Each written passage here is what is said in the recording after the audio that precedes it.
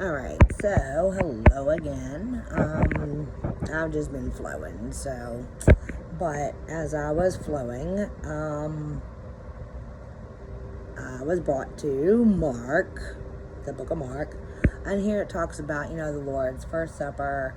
That's where they take the bread and break it, and this is my body, and they took the cup, establishes the covenant. Well, we're past that, okay? We have the covenant. If you are a follower of Christ and you stay in His word and practice every day, it says Jesus faces Pilate. I'm so sorry, Mr. Furtick from Elevation Church, if I'm so not pronouncing things right. I'm sorry. But it says, as soon as it was morning, the chief priest had a meeting with the elders, the scribes, and the whole Sanhedrin. After tying Jesus up, they led him away and handed him over to Pilate. So Pilate asked him, "Are you the king of the Jews?" He answered him, "Yes, you have said it." And the chief priest began to accuse him of many things. Then Pilate questioned him again, "Are you not answering anything? Look how many things are being accused you of." But Jesus still did not answer anything. So Pilate was amazed. Now this goes into Jesus or Barabbas. After the festival, it was Pilate's custom to release for the people a prisoner they requested.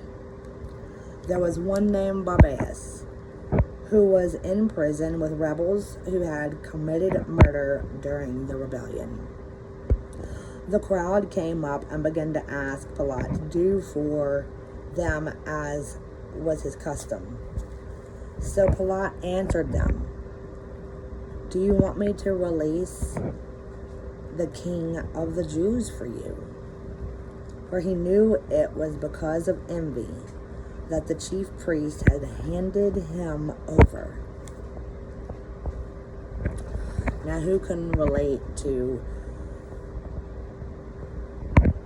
what that is saying? You can back up. But it said, "Do you want me to release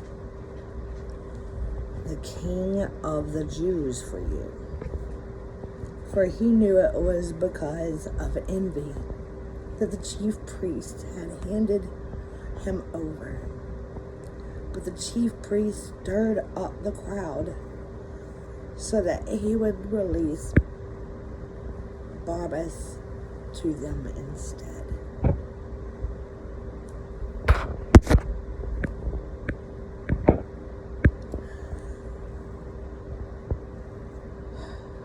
Pilate asked them again, "Then what do you want me to do with the one you call the king of the Jews?" Again they shouted, "Crucify him." Then Pilate said to them, "Why? What has he done wrong?" And I'm sorry. But as we go through learning and relating the different seasons and stories and different characters throughout the Bible, and as life's way of helping us learn and grow, I come into those moments sometimes. And I gotta keep taking my glasses on and off because they're not prescription. But anyhow, again, they shouted, "Crucify him."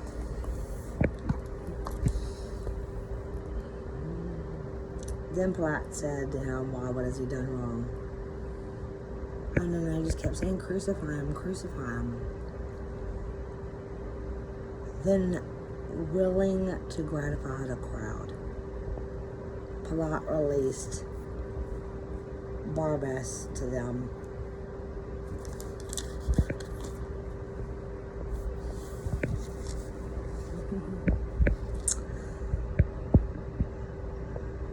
Jesus flogged. He handed him over to be crucified.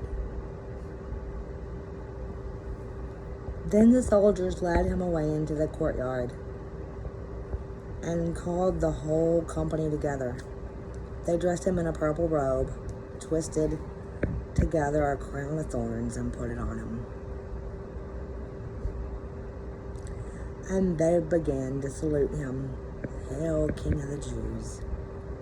They kept hitting him on the head with a reed, and splitting him on the head, and spitting on him, getting down on their knees. They were paying him homage. When they had mocked him, they stripped him of the purple robe, put his clothes on him, and led him out to be crucified.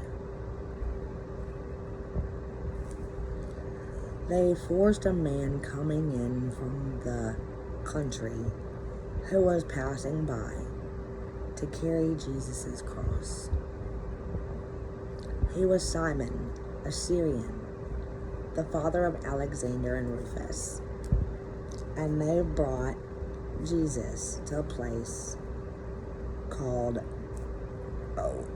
Golgotha, which means skull place. They tried to give him wine mixed with myrrh, but he did not take it. Then they crucified him and divided his clothes, casting lots for them to decide which each one would get. And if you've ever had to move around with no vehicle and just wondering how you're gonna keep everything together, just wind up giving it away because it hurts when people just like steal your stuff, man. Like, people just be waiting on people to fail so they can have their stuff. That's retarded. Anyway, they crucified him and divided his clothes, casting lots for them to decide which each would get. Now it was 9 a.m. when they crucified him.